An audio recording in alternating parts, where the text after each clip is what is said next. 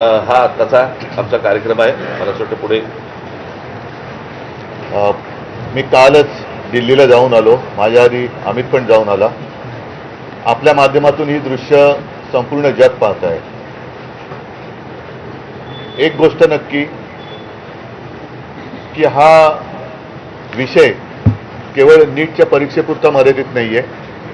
कारण ज्या वेळेला मी गेलो, माझ्यासोबत संजय राऊत होते, अनिल देसाई, अरविंद सावंत ही सुद्धा मंडळी होती, खासदार होते.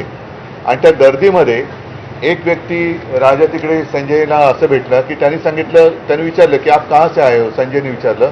तर मैं बिहार से आया हूँ लेकिन मैं हूँ तो मध्य प्रदेश का. तर तो काय विद्यार्थी वाटत नव्हता, पण मध्यमवयीन तरुण होता. तर त्याला विचारलं आप क्यों आए हैं.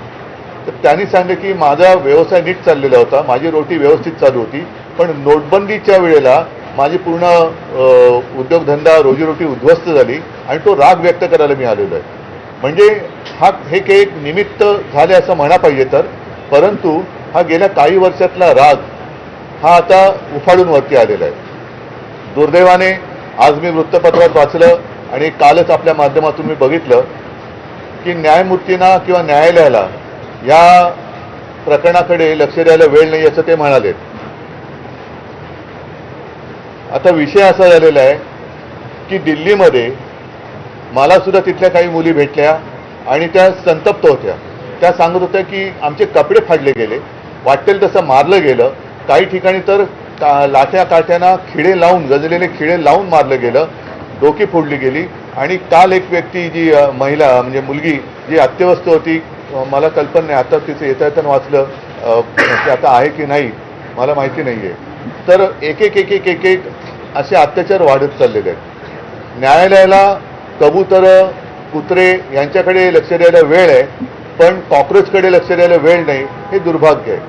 आणि देशाची परिस्थिती आता अशी झाली का, आणि न्यायालयाची परिस्थिती सुद्धा अशी धृतराष्ट्रासारखी झाली का. म्हणजे द्रौपदीने धृतराष्ट्राकडे न्याय मागण्यासारखं झालेलं आहे. आता मधल्या काळामध्ये चंद्रचूड यांनी न्यायालयाच्या न्यायदेवतेच्या डोळ्यावरची पट्टी काढली होती.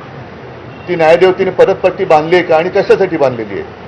हे एकूणच जे चाललेलं आहे, हे सरकार आता कोणाला आपलं वाटतं असं दिसत नाही आहे. कारण मी ज्या वेळेला तिथे पोहोचलो तेव्हा जसं आत्ता राज म्हणाला की आता विषय केवळ धर्मेंद्र प्रधान यांच्या राजीनाम्यापुरता नाही, तर ह्या मुलांना, या विद्यार्थ्यांना आता हे सरकार नकोसं झालेलं आहे. हेच विद्यार्थी होते, हीच मुलं होती ज्यांनी अच्छे दिन याची अपेक्षा करत ह्या सरकारला निवडून आणलं होतं.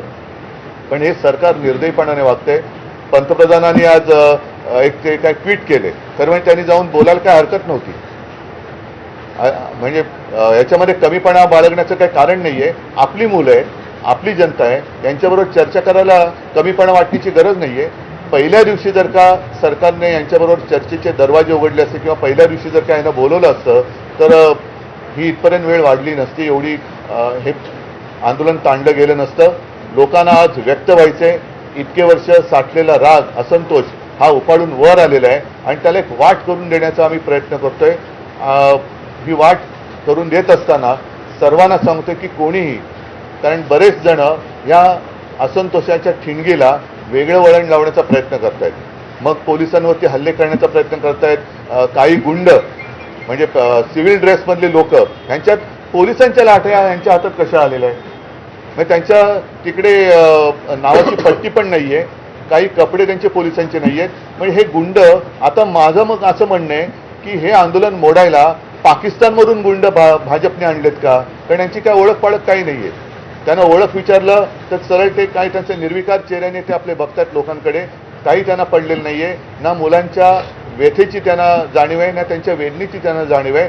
बेसुमार लाठीमार करतायत. आणि अशी ही सगळी गुंडागर्दी ही सरकार चालवत असताना कोणी गप्प बसू नये. आपण व्यक्त व्हायला पाहिजे आणि त्या व्यक्त होण्यासाठी, ती वाट करून देण्यासाठी येत्या रविवारी आम्ही मी मोर्चा म्हणण्यापेक्षा एक देशाची ताकद काय असते ही ताकद दाखवून देण्यासाठी ह्या मोर्चाचं आयोजन केलेलं आहे.